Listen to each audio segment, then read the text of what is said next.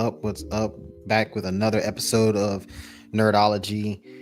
We were gone last week, back this week, doing a special Monday episode as we always do if we ever miss a Friday. But here we are. I'm your boy Chris. We got my trusted co-host Jai. We all know him from Hey Jai and everything. So, what's been going on with you, man? It's been a long week. Have a lot to talk about in this episode. Definitely. It's been a long week. Just excited to get back to the fans.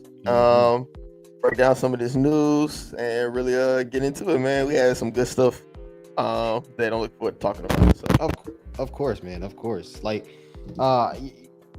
keeping up with the news lately, we just saw that, like, online debates, Twitter, fans are getting up into it about the upcoming Superman movie. Who Superman is better? That's going to be our main topic. We're going to be talking about that. Of course, we know the big news with Avengers Doomsday and Secret Wars. Let's not forget about Secret Wars. They're affected by this too. So a lot of big news in the gaming world. Of course, guys, we are 92. We have 92 subs. We are 8 subs away from hitting 100, my first 100. So support your boy. That's going to be a special occasion, special stream if we can get to that. So 8 subs away from hitting 100. So hit the like, share, and subscribe. Also leave a comment. Do that for my channel and IMS, by the way. So putting that out there. So without further ado, Jolly, let's get into these like headlines before we hit into our main topics right quick. A lot of things happening in the week while we were going. First order of business.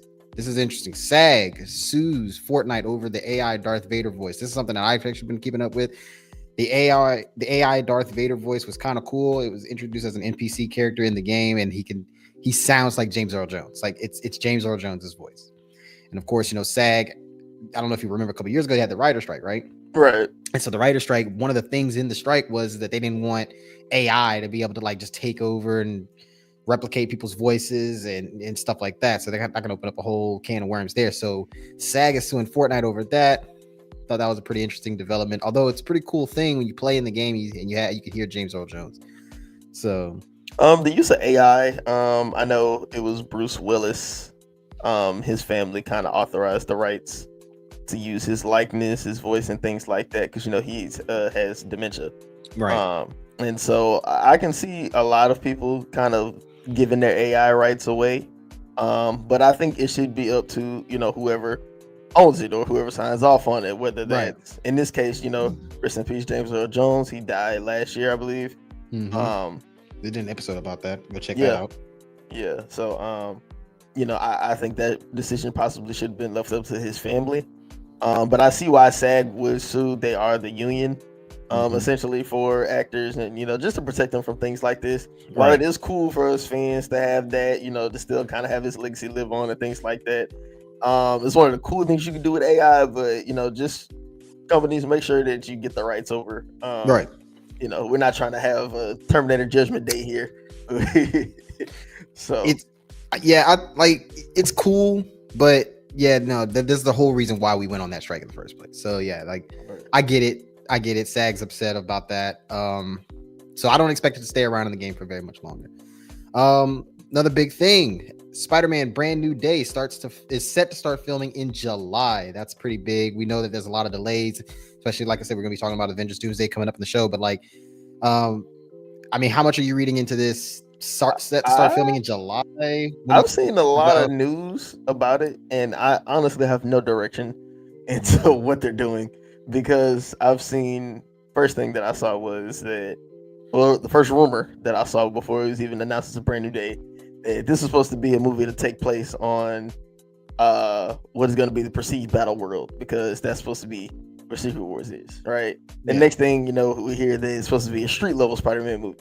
And then so now they're hiring actors to play Mr. Negative and Scorpion and things like that. But then today, I read a tweet that said that the Hulk, Mark Ruffalo, is supposed to come back and have a substantial role as the Hulk in Spider-Man Brand New Day, which I don't see how that makes any sense. I kind of want Spider-Man to start pulling away from the Avengers and being Spider-Man. If the MCU is just going to have him be their Spider-Man, and they're gonna invest solo projects with him, I mean, why wouldn't you? He's the most popular superhero on the planet. I think he's the face of Marvel, but also we got to realize that he's also the face in just street level heroes. Like when you think of a street level hero, it's Spider-Man first and foremost across any like comic. That's DC, Marvel, doesn't matter. Him and Batman. Him and Batman. Yeah, I would say. Well, is Batman street level at this point? Yeah, Batman. Come on, man. He beating up. I guess you're right. Yeah, I guess you're gangsters. Right. But what I'm saying is, like, even outside of just being street level, they're the most popular superheroes in like just comic history. They go back and forth between 1 and 2, like on a regular basis. So I can understand Marvel wanting to highlight Spider-Man and like his own thing. But I think as long as you keep connecting them to the Avengers, you'll never let us get, for him to really flourish as Peter Parker. Yeah, right. That's going to be a good topic. We should have that as like one of our main topics in the show one of these days, because I mean, first of all, the reason why I even asked that question about Batman was like, is Batman at this point so much tied to Justice League? But similarly, like that's what Marvel's doing with Spider-Man and the Avengers. So it's like kind of that same thing. All right. So yeah, that's gonna be a great topic. We could have that topic. That's be a great topic for another day. And then last but not least, before we just go into our main show, this is also another interesting headline here. Star Wars Battlefront 2 reaches record players on Steam. This is actually significant because now developers are trying to maybe reunite and put a Battlefront 3 game, which obviously we know never came to fruition. Maybe that could be coming to us in the future. This is like the OG PS2 Battlefront 2 was something I put a lot of time in. I put probably the most time into that game out of any other game that I've ever played. So, I mean, this would be exciting news for me. I've always wanted Star Wars Battlefront 3, which ironically is Fortnite right now. Fortnite's the best Star Wars game out there right now. Crazy how that works. So, this is huge. I mean, I would love this. Ironically, we were just talking about this in a party chat. So, audience, we were just talking about this in a party chat on PlayStation 5. We was like, man, Star Wars Battlefront, man, that game was fire, man. We got to re-download that. We got to try to find a way to play that. And then, like a couple days later, oh yeah, the developers are thinking about linking up and doing the 3D. I was like, what are the odds? This would be, and I'm pretty sure obviously that would be more of like for 2026. That would add to 2026, as we, 2026 is already being headlined by GTA 6. So just obviously don't if you're doing this, don't have that come out in May, but any other time in 2026 would be lit. So this would be something that we would be highly looking forward to. So, all right, without further ado, let's not bury the lead here. We all know what people were tuned in for. It's Superman talk. So if you've been keeping up with the debate on Twitter, you obviously know we have James Gunn Superman that's coming up. I think that's in July, if I'm not mistaken. Yes. So July is supposed to come out a week before the Fantastic Four, I believe. Yeah. I want to say July 18th. Right. Like somewhere mid-July. I couldn't get the exact date. I think July 18th is correct. So like, all right. So James Gunn Superman, lots of hype, lots of anticipation for it. But I started seeing the debate on Twitter of like people just heavily criticize, a lot of Snyder fans criticizing Gunn Superman down to his suit, down to his posture, his voice, pretty much psychoanalyzing the trailer and saying how does it compare to Cavill's Superman, right? So I thought that would be something interesting that we could talk about here on the show. Let me be clear, from day one, I've always been under the camp of like, Cavill is the best Superman in my opinion. I put him over Christopher Reeve. But I'm also under the camp of I'm more than willing to give Corenswet a chance, right? Damn, look at my boy Dylan commenting. Jesus Christ. Thanks for watching, Dylan. Appreciate you, dog. Corenswet looks like the younger Henry Cavill. There's a lot of similarities. If people been pointing that out too, there was a lot of similarities between the two characters. Yeah, I think Cavill though is naturally bigger than Corenswet. But I enjoy them. From what I've seen in the trailer, like as I said on this show, Superman is tied for my favorite superhero. Superman, Static Shock, Terry McGinnis, right? So I like the Snyder movies, and I think this kind of goes into like a holistic kind of point of view of do comic book movies or do superhero movies have to be comic book accurate for them to be good or for them to be enjoyable? I personally say no, because I mean, if you think about some of the more iconic superhero movies like Spider-Man 2 is arguably the greatest superhero movie of all time, and I'm talking about the Sam Raimi trilogy, right? Mm-hmm. Right. A lot of that Spider-Man, that version of Spider-Man, is not comic book accurate. Peter wasn't really a genius. Peter didn't. Peter had his own bio webbing and things like that. Like it was a lot of stuff that wasn't necessarily comic book accurate, and that turned out great. And I like the vision that Zack Snyder was going for. I just feel that Warner Brothers gave him a raw deal. I think that they were trying too hard to compete with Marvel, and I think you wasted the best Superman in Henry Cavill. And I think what a lot of fans are, I would say, what a lot of true comic book fans would probably appreciate about the James Gunn Superman, just from things that we've gotten in the trailer and the reports and things like that.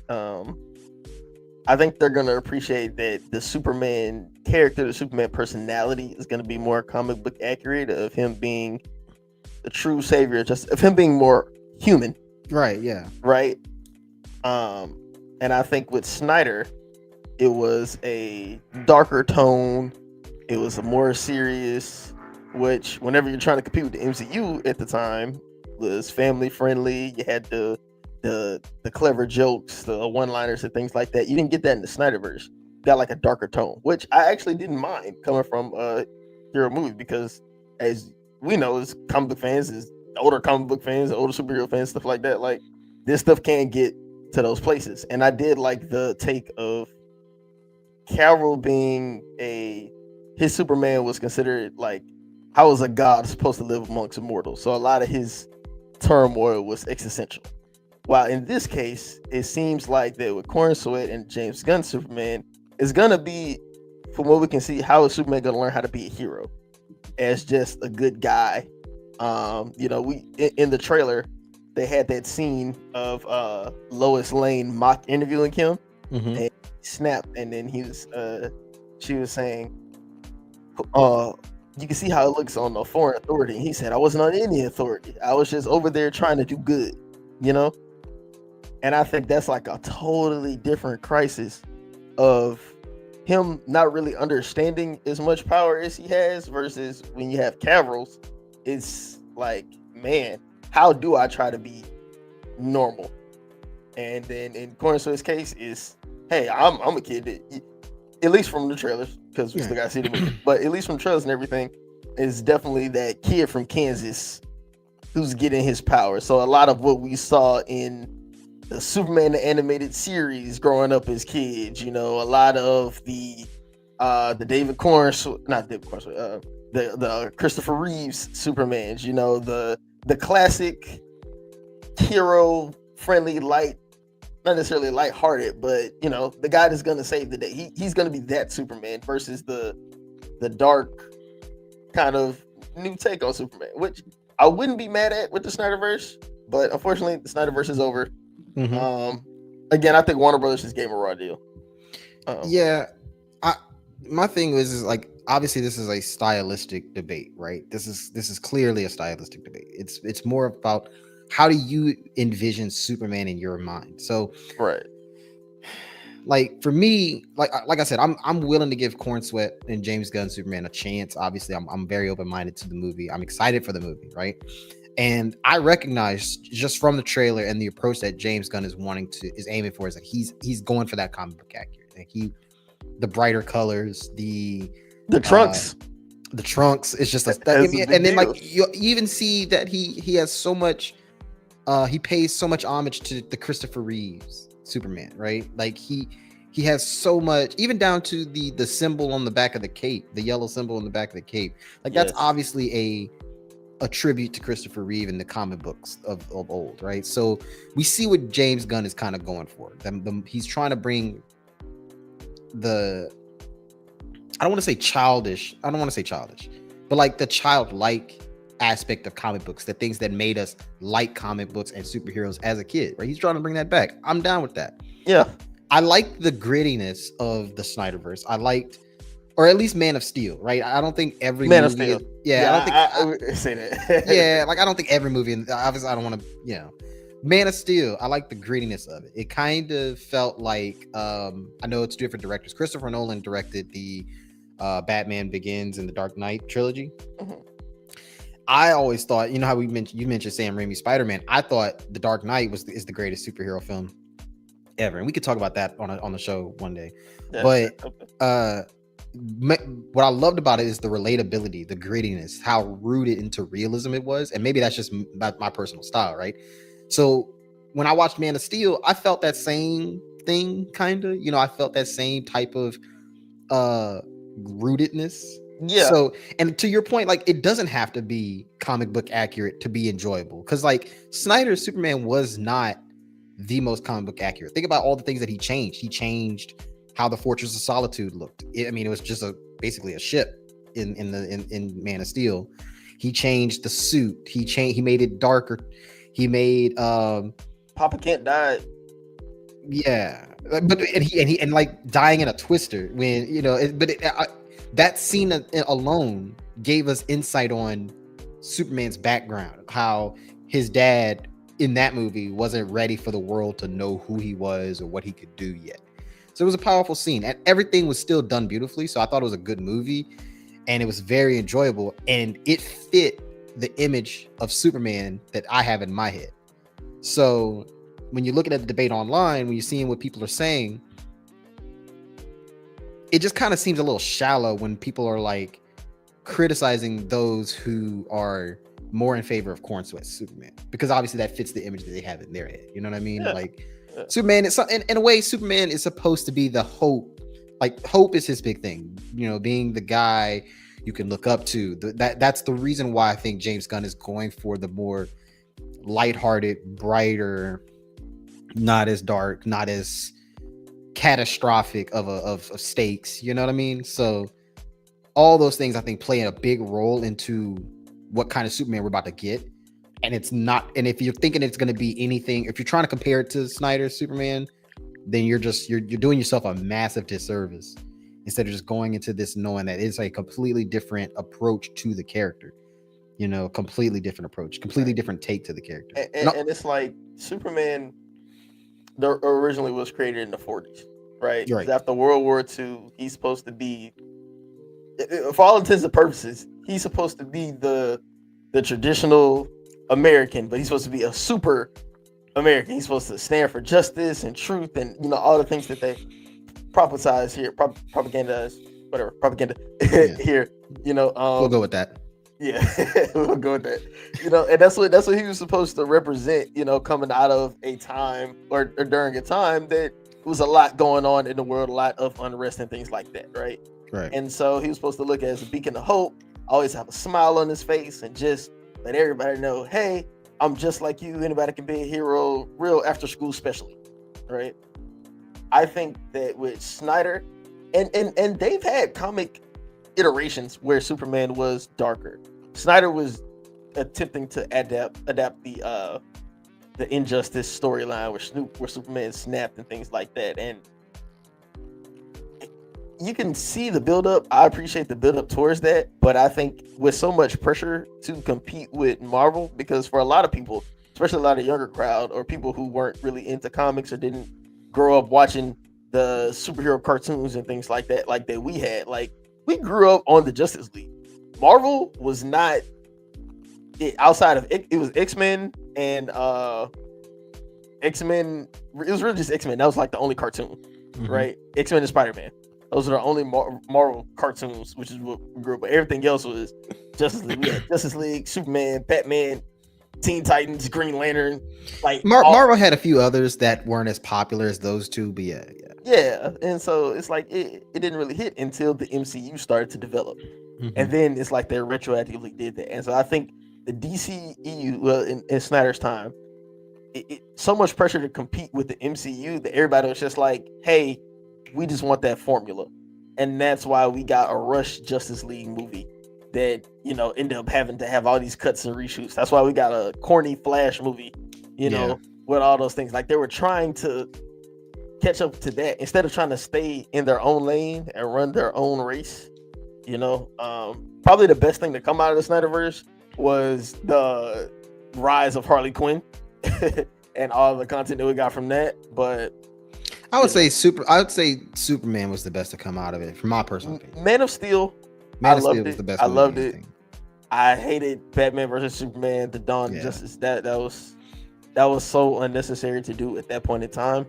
And then how do you have a Justice League movie and Superman doesn't come in for the last 5 minutes? And then he comes in the last 5 minutes and it just kills the villain like that, which is kind of like, it was poorly written, but that kind of goes into what his Superman was. Did you see Snyder's Superman was all powerful. Did you see the Snyder cut? I did. All 4 hours. All 4 hours of it. Yeah, I don't know exactly what the direction of that series was when it came to like the Justice League, and we didn't even get more. I felt like we were robbed of more Justice League material. Maybe if other movies had came out and kind of built on that, maybe made like how the Avengers has we're on the Doomsday would be the 6th Avengers movie, something like that. Yeah, something like that. Yeah. Something like that. I can't. It's like 5 or 6, but see how we had these Avengers movies and it built up the story. Now Marvel obviously did a much better job than what DC did. So I'm not even going to try to compare. But to be fair, I would say like we never got to see the full potential of that. Yeah. So it could have been way better executed. When I look at Snyder's Superman though, the theme that I got from that was not necessarily like the boy from Kansas. That's not what I got. What I got was alien. He's an alien. He's not like us. He's from somewhere else. He could possibly be a threat. Like we don't know who he is, right? And you can tell he felt that like the childhood scenes were so important in that Snyder movie, which is why Man of Steel is probably the best movie out of the whole Snyderverse, because it set up his character. We got to see the childhood scenes where none of the kids in his class, all the kids in his class thought he was a freak. Yeah. He didn't really connect to his parents like that. The outsider, like the outsider's journey. Always felt like outsider until he got to the Fortress of Solitude, where he could, kind of communicate with his people and learn about his people and stuff like that. I think that played a huge part. That alien theme of like being an outsider, being different. I think that was meant to set up the plot that we would later on get in the following DC movies, the Snyderverse movies. We would get, what we saw in Batman versus Superman, and what we got in Justice League ultimately after he died, right? Yeah. So kind of like unchecked power. You can tell that they were building up to that, of like, this is an unchecked power. What is he gonna do with it? And you could tell it was him coming to terms with it. Nothing about him seemed typical Superman and normal, which I kind of loved, because it was like, think about all the times we watched Superman as a kid. Like, come on, man, you're the strongest out here, just wild out, like just dominate. And you can tell that's kind of how he was coming to grips with, of like, I can do this, I can dominate, I am superior, right? And so it was more of a psychological struggle, or more of a internal struggle with that. And like we saw, like in the Justice League, they alluded to Batman kind of had like all the flashbacks, future flashes, whatever. They were going to go to the Injustice storyline where we were going to get evil Superman.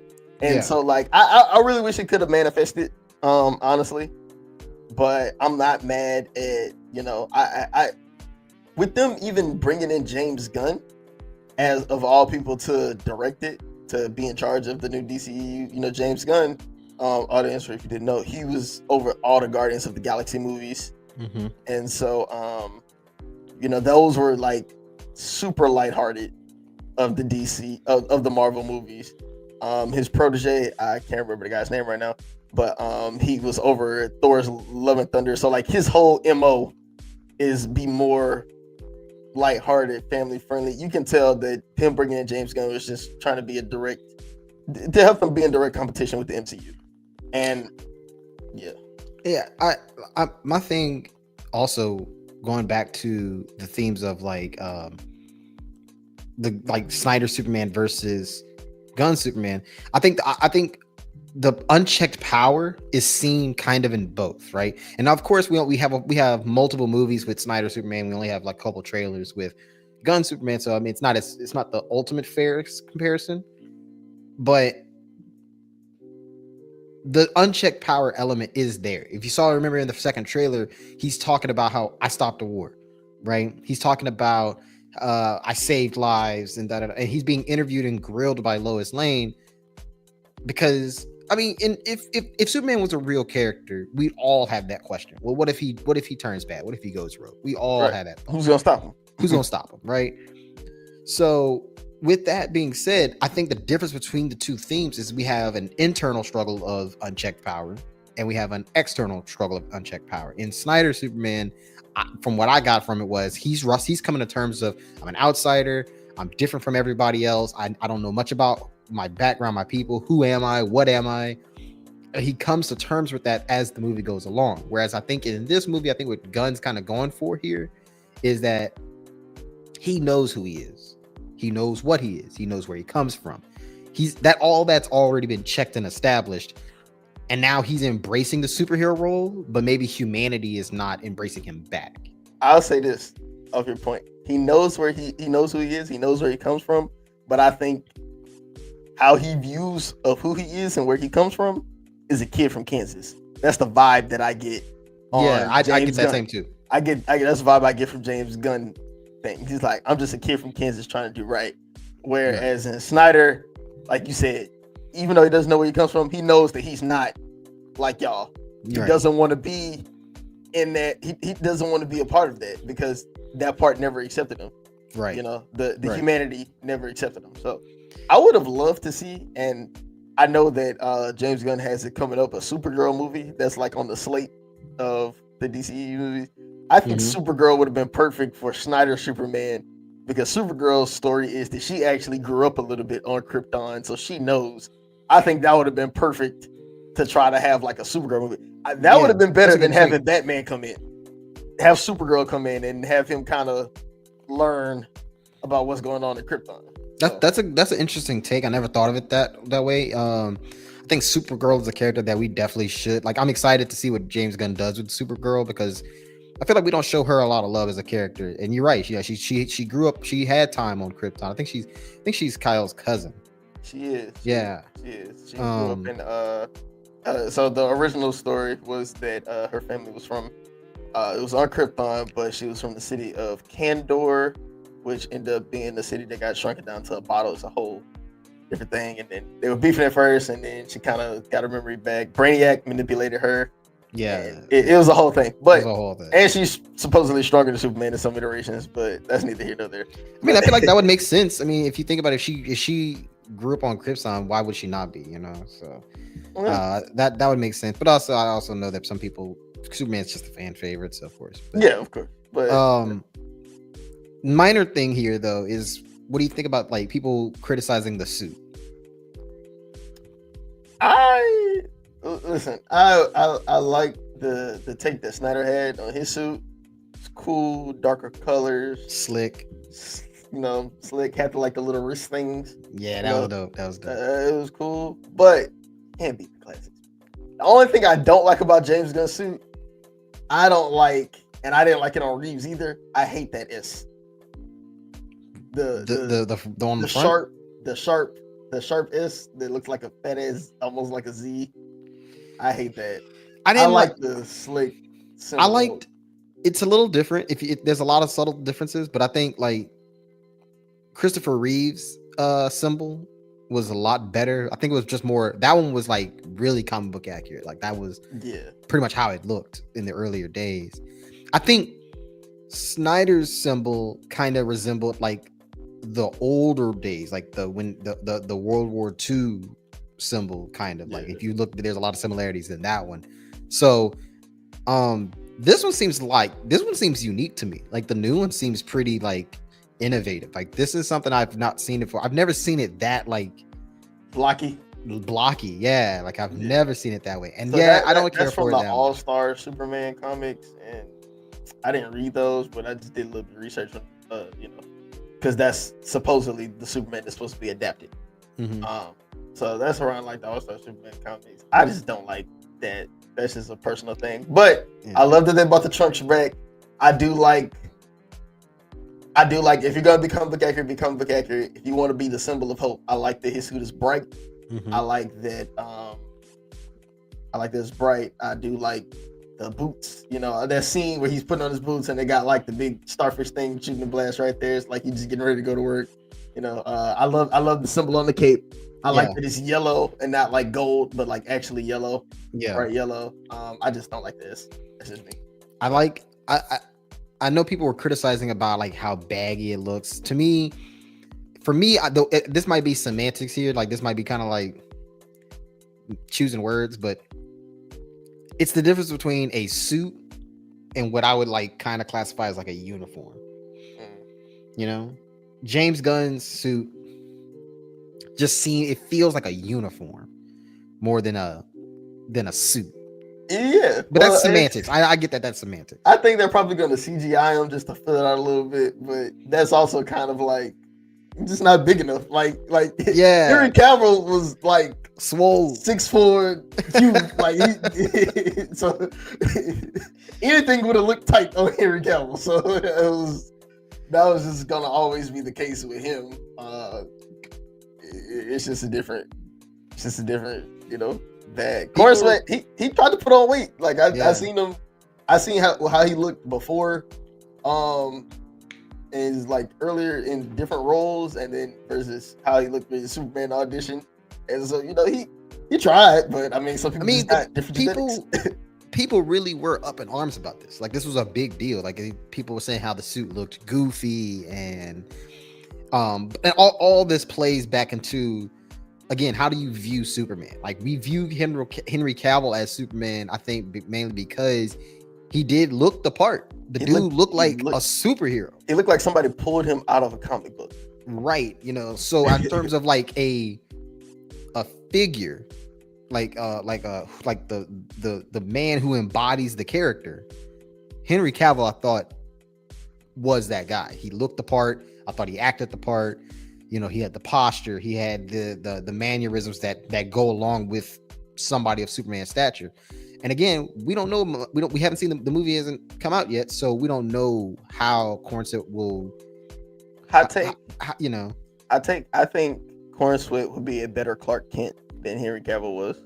Because Henry Cavill just couldn't pull off that awkwardness of Clark Kent, that nerdiness.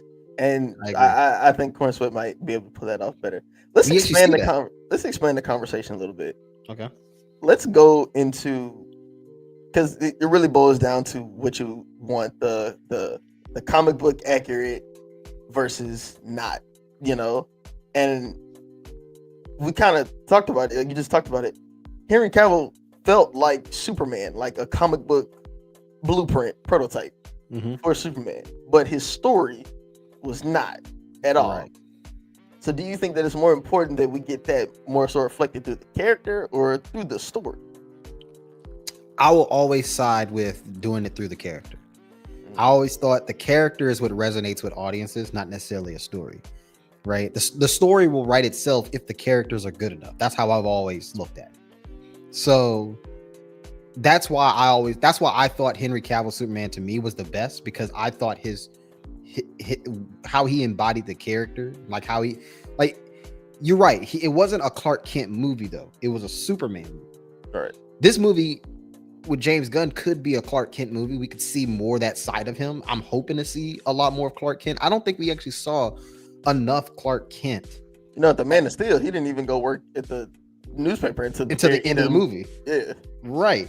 I don't think we saw enough of Clark Kent. Now, when I say that, I know he was not. There was a lot of scenes where he was out of uniform. He was, you know, at home in Kansas with his mom. Right. That to me wasn't full out Clark Kent, because he was still Superman just at a moment's notice. Anytime, you know. Okay. So as a Superman, though, Henry Cavill was phenomenal. He was, you know, he portrayed the strength, he portrayed the confidence that a Superman. The little twist that he added to it that I thought was interesting, that was just all kudos to his acting, was him kind of coming into his powers. Like we just showed the scene of him taking his first flight. Like he had to learn that kind of stuff. It's not stuff that he just naturally had in him. All that shit he had to learn. So like that to me, it just resonated with me a little bit more in terms of, you know, who I thought was the best portrayal of the superhero itself. So I'll always go with character over story. In this case, that's why I think it's important that we don't read too much into a couple trailers with Corenswet. We got to just see how does Corenswet's going to have a 2-hour plus movie to plead his case to comic book fans on why he's a good Superman. And I think we should give him that chance, you know? Yeah. So, I'm with you because I think that these stories, especially the popular ones, I mean, let's talk about it. Superman was created in the 40s. How many times can you retell it? So I think it's going to be up to the characters, and I don't mind a spin on a story that's already out. Like we don't need always a 1-for-1 adaptation. Sometimes, listen, good to lean on the source material, but sometimes let's get a new spin. We had 3 different Spider-Mans, and I felt like they all bring something different, right? You know, Tobey, Garfield, and Tom Holland. I feel like they all bring something different to Spider-Man, but they all felt like Spider-Man, right? Yeah. I feel like the same thing with Reeves. I feel like the same thing with the guy that was I can't think his name, but guy from Smallville. Like, and I feel that with Henry Cavill. It's different twist to Superman. You know, I don't think that everything necessarily has to be comic book accurate to feel like that, right? I think that it's good to let the actors kind of create the characters for it, especially for a new audience, right? Because Iron Man wasn't as swaggy before they let Robert Downey Jr. get a hold of him. Like the old Iron Man cartoons from the 90s, he wasn't that fly, you know? But then you got Robert Downey Jr. He's the smooth talker, the one-liner, and things like that. He became how people wrote Iron Man. The Iron Man comics that came out after during the MCU, they're going to reflect Robert Downey Jr.'s character, the cartoons, the games and stuff like that, you know? So right. I think you can definitely make a character. I think that it's kind of up to the actor to portray it, but also, you know, the writer to give it what it needs. I mean, shit. Hugh Jackman. I don't know how we skipped him. Oh yeah, in this iconic, whole comic. He is Wolverine. Yeah. He is Wolverine. He made the Wolverine character as popular as it is. Wolverine was not. X-Men was about Professor X, Cyclops, Jean Grey. Hugh Jackman came and dominated that role and kind of took over it. Made Wolverine the face of the X-Men. You can also argue that he dominated. And again, this will be another great topic we should talk about one day. But he dominated the days of like one actor playing one role for 20 plus years. I mean, who else can we think of who did it better than Hugh Jackman's portrayal of Wolverine, right? So he was that guy when it came to that role. But going back to it, I mean, that to me, that also speaks back to, remember when we said that gone are really the days of origin stories? Yeah. And I think the reason why is that is because we're starting to put that focus on the characters. You know, we don't need to necessarily go back and tell the backstory and explain how these characters came to be. The characters are speaking are speaking volumes enough, right? We see how the character is faced with the challenges before them. How are they responding to that? So we're already, that's something that's kind of already in motion. You know what I'm talking about? So like, you know, that to me, I thought Snyder did a really good job with Man of Steel, even though Man of Steel was an origin film, right? Like it was an origin film. I thought it was Henry Cavill's acting who brought the character a whole new spin that we had, up until that point, we had never seen before. Like even like the I think his name was Brandon Ralph, who made the one in like the mid 2000s, Superman Returns. Yeah. Even his portrayal was trying to go as close to Christopher Reeves as possible. Right. It was actually more of a continuation of that storyline. Yeah. So up until that point, Man of Steel was a completely new and innovative take on the character. It was such a tone setter for the Snyderverse, and I just hate that it didn't get it just didn't get its justice. Because I mean, whenever you competing against your direct rival is gonna always be compared to that, and I don't think that it just ever really got the chance to kind of flourish on its own as the darker, not darker, but well, visually darker superhero movies, because it was an origin story, but not just about like, hey, how did this guy become Superman? It's an origin story of this is where we're gonna lay out for our characters to battle through the through this verse. It isn't just gonna be a bad guy and them having goofy one-liners here and there, and then at the end of the day they win. They're gonna have to struggle and battle with things internally. We're gonna have that for our characters. They're gonna look for a sense of self. We saw that in Man of Steel. We saw that with Wonder Woman. Whenever that came out, that was actually another good one. Then it just kind of, hey, we need a team up movie. We need a Justice League movie. It got rushed. The writing got bad. They tried to do too much in a small frame of time. So, I mean, look, we spent a lot of time talking about this, obviously, because this is a huge thing going on online. I'm pretty sure we're gonna be talking about this a lot more. But everybody, I think, just needs to let's give this one a chance. I have high hopes for it. Just give it a chance. I get it. People are attached to what they used to, but I got the anticipation is crazy. I'm excited. So, speaking of anticipation, so when GTA 6 got delayed, a lot of us kind of had the same thought of, well, it's disappointing, but is it really that surprising? Right? With this, when I heard about Doomsday and Secret Wars getting delayed, this was a shock. This was surprising to me, right? I was actually going to ask you, what was a bigger shock? Was it GTA 6 or was it this? I would say GTA 6 just because of the length of time that they had to do that. This one wasn't really a shock to me because, I mean, as we know, Doomsday it's kind of like a relatively new thing. Like they just realized that they were going to do it because they scrapped Kane 2 years ago because of the whole thing with Jonathan Majors and stuff. Jonathan Majors, yeah. So I'm not surprised that this has reshoots, and they just had something that came out that Marvel took off like 4 unnamed projects that were supposed to come out between now and 2026. So it seems like they're gonna try to pack a lot into Doomsday and Secret Wars, just in those 2 movies, in those slates, I just hope that they find a way to do it creatively and not try to capture another Infinity Wars in-game moment, Yeah. Like kind of let them live in their own atmosphere. Don't just try to nostalgia bait, because I think that they're honestly on that alert with, listen, nobody loves the X-Men more than me, but you're bringing back pretty much the whole X-Men cast. Even Nightcrawler, who he was only in 1 movie, the actor was only in 1 movie because it was like too difficult to do other movies, but you brought him back, right? Bringing back the whole X-Men cast. You bring it back Robert Downey Jr. We get it's the multiverse, but you don't need to let it be its own story. Let it live in its own thing. We don't just need a whole nother, oh yeah, we're gonna try to get Infinity Wars back. But I can honestly say, I truly believe that the reaction from the Thunderbolts, or formerly the Thunderbolts, now the New Avengers, I think that caused them to want to adjust some things in the story, because now we kind of touched on it whenever we did our review.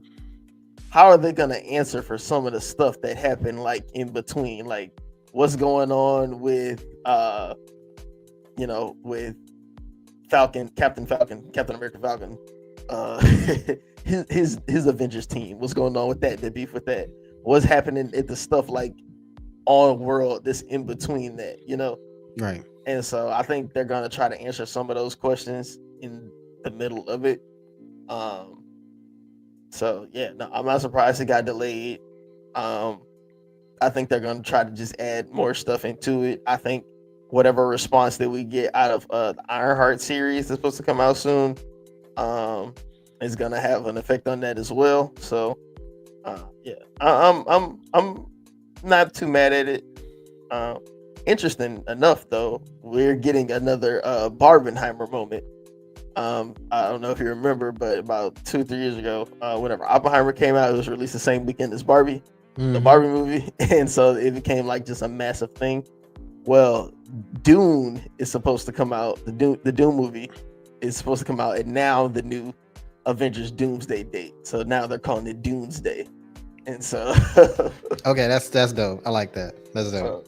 so we're getting another moment like that. I think this is gonna be a fun day for moviegoers. So I mean, I don't know, like I like the idea that it's delayed to like Christmas time. I love Christmas releases. I've always been a huge fan of Christmas releases. I remember my first Star Wars film that I ever saw in theaters was The Force Awakens back in 2015. Same. And it was during Christmas time, you know, like, and it was lit. It was like the coldness in the air, the jolliness of it all. I remember. Yeah, so that was cool. I like Christmas releases, so I like that. It did come as a surprise to me a little bit though, because the movie was already in production. It's not like a video game where like video game production and film production are a little different. I think with video games, you know, you're building upon like this digital world, right? It's more of like a building block type thing, and you're either adding something, taking stuff away, or whatever, or refining something. But with a film, you're talking about a script that's already written. You're not going to be in production if the script is not done. So you're talking about an already completed script, a director with a vision, actors, set, crew, staff, the whole shebang, right? So now all that has to come together for this production to take place. So it kind of begs the question for me of like, okay, why are we delaying this? Is there a particular reason? Is there something with post production that we're looking at that maybe you want to explore? Is there something going on with production, like filming now? I think it's definitely a production issue, because I did see something that said a leak of somebody was able to see something on the set, and they was like, they had something that was like a part of the set was like 1960s style, right? And so if we thinking with the Fantastic Four movie, they said they're supposed to be like in the 50s, 60s kind of futuristic type vibe. That's supposed to be the setting. So we already know it's multiversal. We know that this Doctor Doom isn't our Doctor Doom, or isn't our Doctor Doom. It's going to be some kind of variant. We know that the Fantastic Four is supposed to be in a movie in all these other universes. So I think it might just be a production issue of trying to film, because we're going to see multiple sets, to represent the multiple universes. We might see different universes that look across like different timelines and things like that. So I think it could just be a production thing now. I honestly wouldn't be surprised if they're adding more to the script. Look, we talked about how giant the cast is. Could that play a role in it too? Like, that's a big cast. And so, that's a lot of people and a lot of different storylines that all have to make sense, all have to fit, all the continuity has to be on point with a lot of different characters. You know what I'm saying? So like, that's hard to do.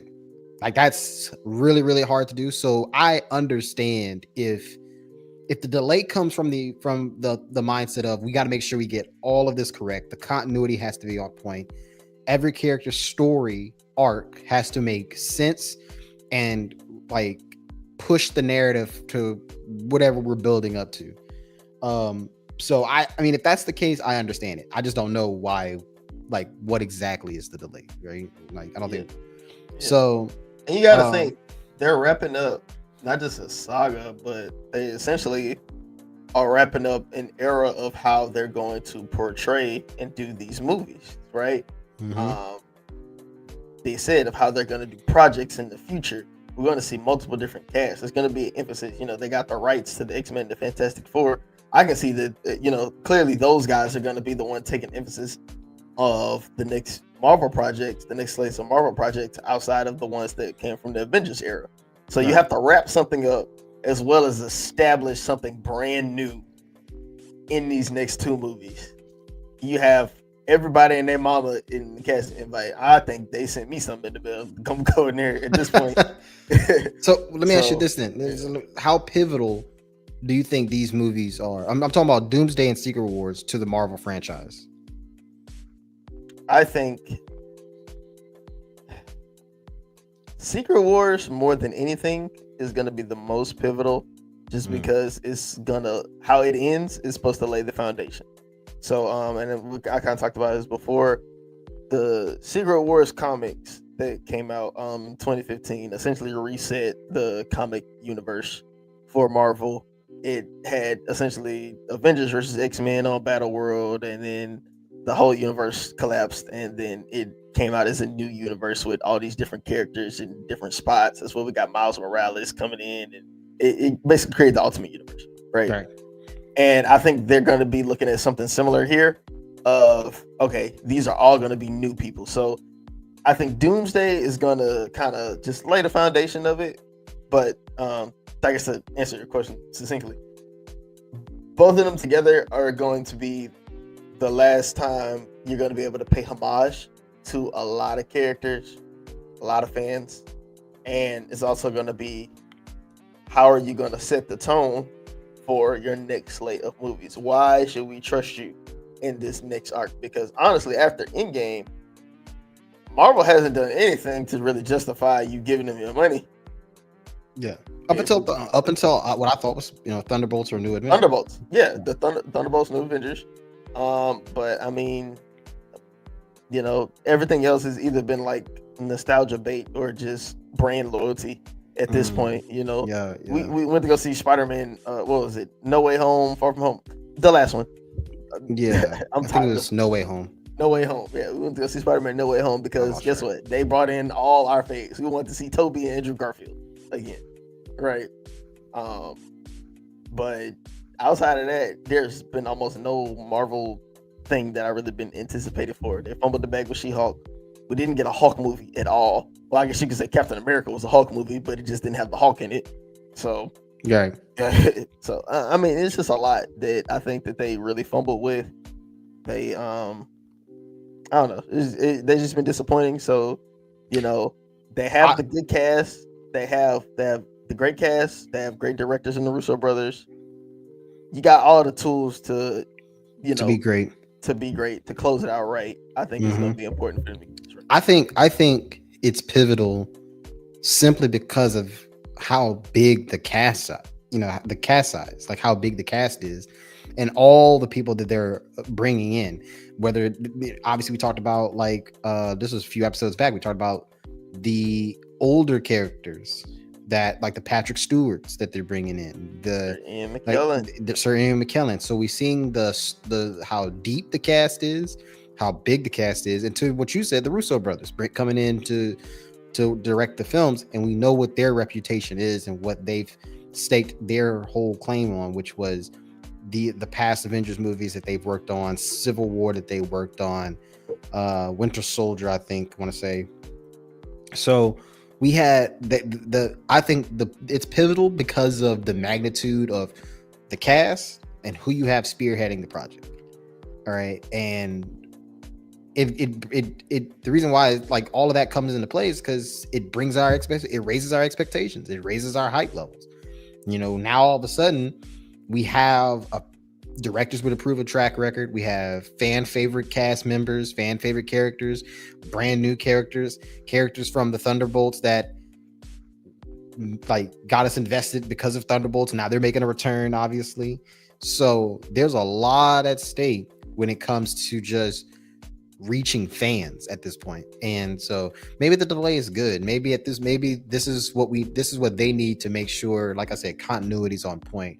Everybody's story makes sense. The writing is good. The dialogue is good. All that kind of stuff plays a major role. So like there's a lot that they have to work on. Obviously, this is a massive movie. Doomsday and Secret Wars are two massive projects. Like I can't think of the last time we've had a cast this big. And then like all of them have to get screen time. All of them got to get, you know what I mean? So there's a lot they have to juggle. So we'll see. I mean, 2026 is looking great. We're gonna get GTA 6 in May. Then we're gonna get Doomsday in December. So we're pretty much loaded for the whole year, So speaking of games, one thing that's not been delayed so far yet is Insomniac's Wolverine. Now, this is going to be a PlayStation exclusive, much like Spider-Man, obviously. Hasn't been delayed yet, but the developers have said that the game is still in the works. I'm not necessarily sure what that means. Like, I don't know what necessarily in the works think they means. should go ahead and scrap it. Really? At this point, we've had a leak for this game since like 2020. Like a rumor about this game since like 2020. Wolverine has a great rogue gallery. And you know, it would have been cool. The last Wolverine game was pretty cool. The X-Men Origins Wolverine game was pretty cool. Nice little hack and slash, but I'm over it at this point. Honestly, I think they should. Insomniac should invest that time into just doing I don't know, give us like a full superhero game instead of just like a Wolverine. Like give us another X-Men game or something. Like I don't know, but I saw this another like, Miles Morales exclusive. This was like concept. This was like concept gameplay that I saw online, and I was like, "This looks pretty interesting," but I didn't think it looked as clean or as good as what. That's from the. They basically took that from the PS3. Yeah, right. It's like X-Men Origin. Yeah. So, but I'm saying like, but this the reason why I'm bringing this up is because we have not gotten official gameplay yet from this. I haven't even gotten an official trailer. We haven't even gotten a trailer. Yeah, we got like a fake trailer. It was weird how I think it was just like an announcer. Like it was just announcing, oh, this game is coming. Yeah. We have no trailer. We have no gameplay. And there's not really a whole lot of hype for it anyway, because you didn't market it. You haven't built it. People know about it. We're waiting on it, but you can. And honestly, I think the Wolverine hype has died down. They had a chance if they were serious about this game, they had a chance to do it whenever the X-Men, the Deadpool and Wolverine. Wolverine. That would have been a great time to drop a I ain't gonna lie. If they should pivot to that. Give us Deadpool and Wolverine. Give us a Deadpool and Wolverine game or something. Yeah, and like the whole idea with this game though is that it was going to be rated M. It was going to be gory. It was going to be violent. It was going to be like as a Wolverine game should. As it should. So like that's why fans were a little excited for this. Was that the whole idea of it was going to be like this intense superhero game? Because I don't know if you remember, there was a game back in PS2 days like that the not X-Men Origin. There was another game. It was a Wolverine game. Damn. But I can't remember exactly what it was. But it might have been X-Men Origins actually. Maybe it might have been X-Men Origins. It was really, really, really violent. You know what I mean? So I think that actually might have been X-Men Origins. So, but to have it in modern day graphics, and to have it in like to see what Insomniac could come up with, we know that they did such a good job on the Spider-Man series. So, I mean, we have no reason not to trust them. But yeah, I think it's just taking a little too long. We're not getting any regular updates. This is supposed to be a PlayStation exclusive. We talked about how like PlayStation has been lacking. The PlayStation 5 has been lacking good quality exclusives. Yeah. So, I mean, what is taking so long? Just on that front, like not even about this game specifically, but man, can we get some original IPs? PlayStation, if you're gonna give us an exclusive, give us an original IP. Like the energy that you're putting into making a Wolverine game, you could have made like another Infamous game or something like that. You know what I'm saying? Like, well, that wasn't Insomniac, that was Sucker Punch, but like something like that. Like we had Infamous, we had Last of Us. Like they had other. I feel like in the PS3 days, they had more original ideas. Yeah, for games, and I just want that, honestly, because like, yeah, we know what's gonna come with a Wolverine game. You're gonna be able to run around, you're gonna be able to kill, you're gonna be able to just wild out and hack and slash everybody until your heart's content. Right? Not saying that it won't be fun, not saying that it won't look great. Hell, might even be a contender for Game of the Year. Same thing with like a Spider-Man game, but we kind of know what to expect from that. With Spider-Man, the motions are gonna be cool. You're gonna be able to dodge everything. You're gonna be able to swing around the city. This is what the bulk of people are gonna do. So you pretty much lost hope with this. Yeah, honestly, because bro, this game's supposed to come out before they released 2 Spider-Man games. Damn near in between that, they had the Spider-Man game, and then this is I remember hearing about this after the first Spider-Man game came out. Then next thing we know, we got a Miles Morales game. Miles Morales had 2 movies since then. Then they got a Spider-Man. Then they got Spider-Man 2 with Miles Morales and Peter in there. And you tell me you still don't even have a trailer? Any real concept art from it? Man, I'm cool. No concept, not even concept art. Yeah, like we don't even have concept art. It's Wolverine. You don't even have to like make up the story. You can go get it from somewhere else. It's already written.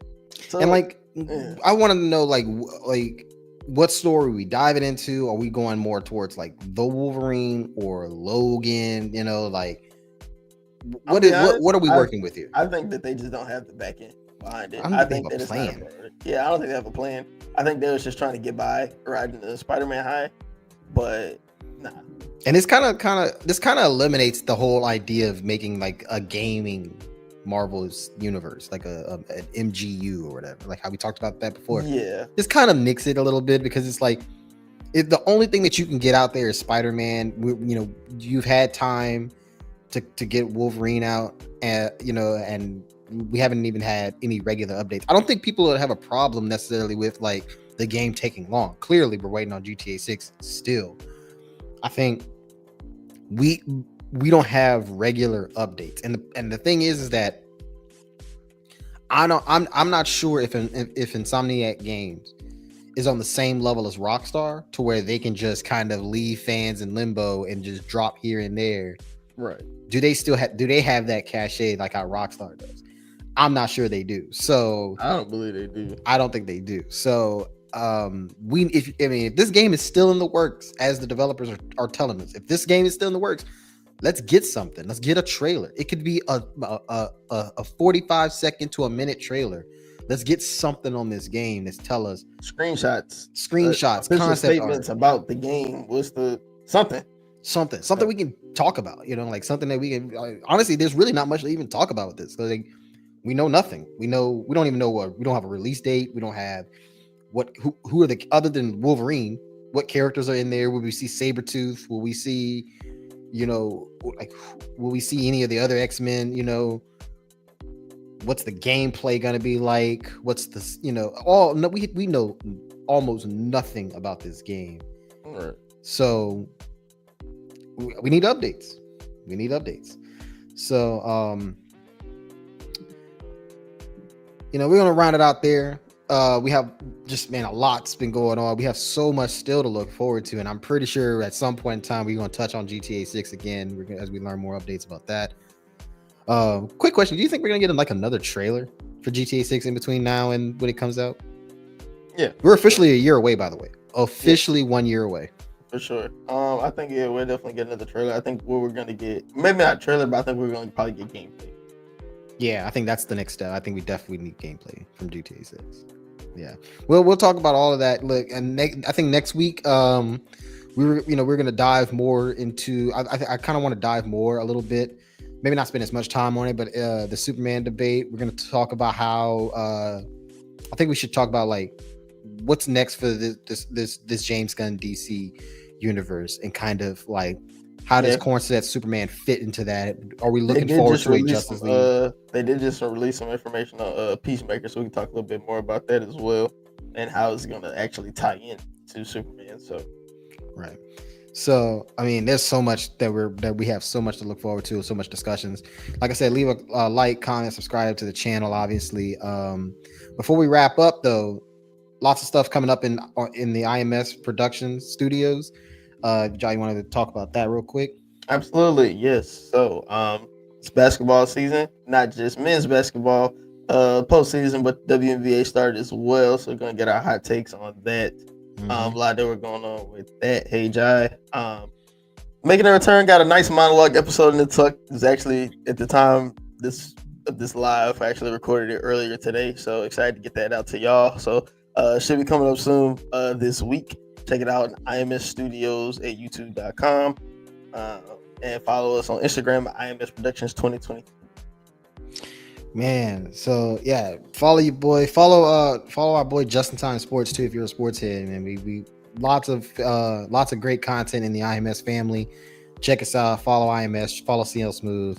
Follow all of it, everybody that under the IMS umbrella. So, with that being said, we're gonna sign out. We will be back online and live next this upcoming Friday. to just bring you more fire content. That's no much more can be said about that. So in the meantime, though, be easy, take care of yourselves. We'll catch you in the next episode. Yeah.